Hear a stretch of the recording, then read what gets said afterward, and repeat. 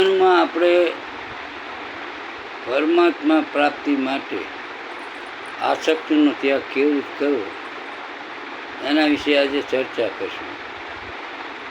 ઓમ નમો ભગવતે વાસુદેવાય નમઃ.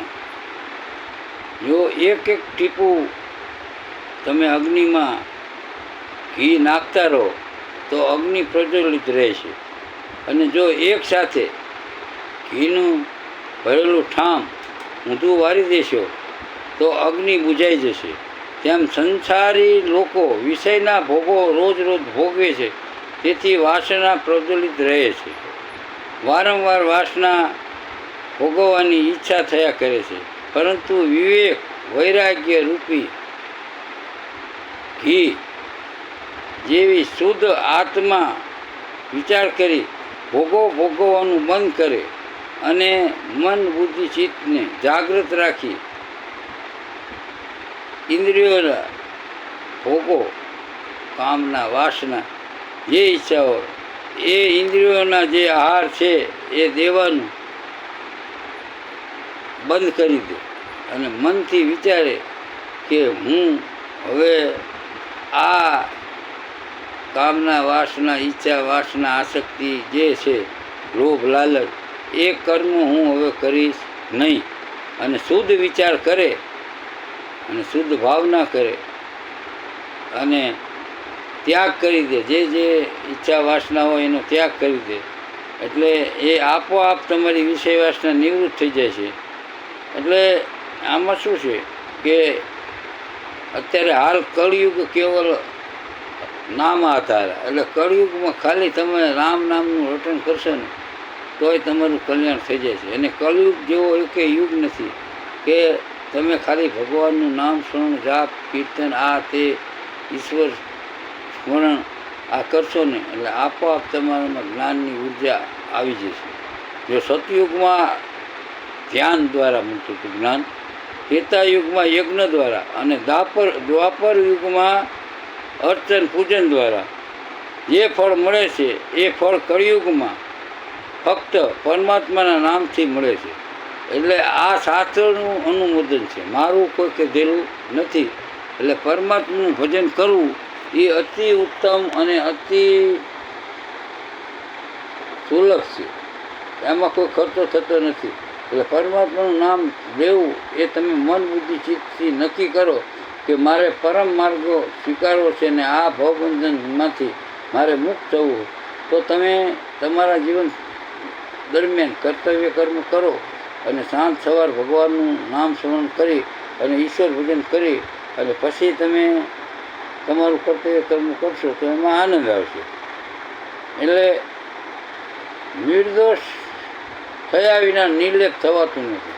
એટલે આપણામાં દોસ્તો જો બધામાં છે, પણ આપણે શક્ય ત્યાં સુધી નિર્દોષ ભાવ રાખવાનો, પછી કોઈના અવગુણ નહીં જોવાના, પછી બીજું અનન્ય ઈશ્વરની શરણાગતિ. એ પરમાત્મા આ જગતમાં છે અને એ સર્વત્ર જગ્યાએ વિદ્યમાન છે, મારા શરીરમાં છે અને મારી શરીરની બહાર પણ છે. એનું મહત્ત્વ સમજી અને પરમાત્માનું પ્રગટપણું અનુભવ કરવાથી તમને શાંતિ મળશે. અને કોઈ પણ ઈશ્વર એને ઈશ્વર બનાવી અને એનું ભજન કરો. પરમાત્માના ભજન માટે આમ તો શું, શરૂઆતમાં તો એક દિશા, એક મંત્ર, એક માળા, એક ઈષ્ટદેવ અને એક સમય, આટલું રાખશો ને એટલે તમારા જીવનમાં આપોઆપ પરિવર્તન આવશે. પરમાત્મા તમને સમજાય છે અને પરમાત્મા તમારા ઉપર કૃપા કરશે, એવું શાસ્ત્રનું અનુમોદન છે. શાસ્ત્રોમાં કીધેલું છે કે જે મારી શરણાગતિ સ્વીકારે એનું યોગ સેમ હું વહન લઉં છું. એટલે અધ્યાય 9માં કૃષ્ણ ભગવાને આ શ્લોક આપેલો છે. એટલે પરમાત્માને પામવા માટે તમારે પોતાને તાલાવેલી હોય છે. ખાલી આડંબર દંભ હોય તો પરમાત્માની પ્રાપ્તિ થતી નથી, અધોગતિ થાય છે.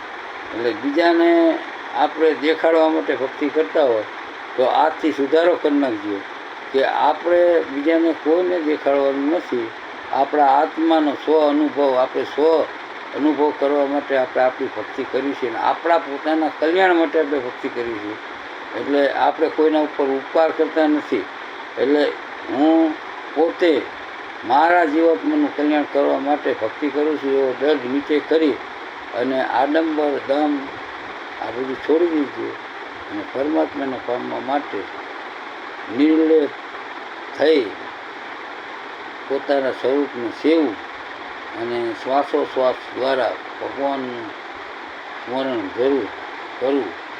દિવસો વીતી જાય છે, જિંદગી ઓછી થાય છે. જાગને માનવ તું જાગી જાની, ચેતને જીવલડા તું ચેતી જાની. અડધી જિંદગી તારી નીંદરમાં જાય છે, જાગને જીવલડા તું જાગી જાની. ચોથા ભાગની તારી 14માં જાય છે, જાગને જીવલડા તું જાગી જાની. હવે બાકી રહી એમાં દે તું ધ્યાન, જાગી જાને જીવલડા તું જાગી જાને. એટલે બસ પરમાત્માનું ભજન કરવા, હે પરમાત્મા મારા ઉપર કૃપા કર, દયા કર. ક્યારે તમે પાત્રતા સ્વીકારો ત્યારે. બાહ્ય ભક્તિથી ભગવાન પ્રસન્ન થતા નથી. એટલે અંતઃકરણની ભક્તિ હોવી જોઈએ અને હૃદય શુદ્ધ હોવું જોઈએ, મન બુદ્ધિ ચિત્ત પણ શુદ્ધ હોવું જોઈએ. એટલે તમે આપોઆપ પરમાત્મા તમારા ઉપર કૃપા કરશે. ઓમ શાંતિ શાંતિ શાંતિ. ઓમ નમો નારાયણ નમો નારાયણ નમો નારાયણ. ઓમ જ્યોતિ વાસુદેવાય નમઃ.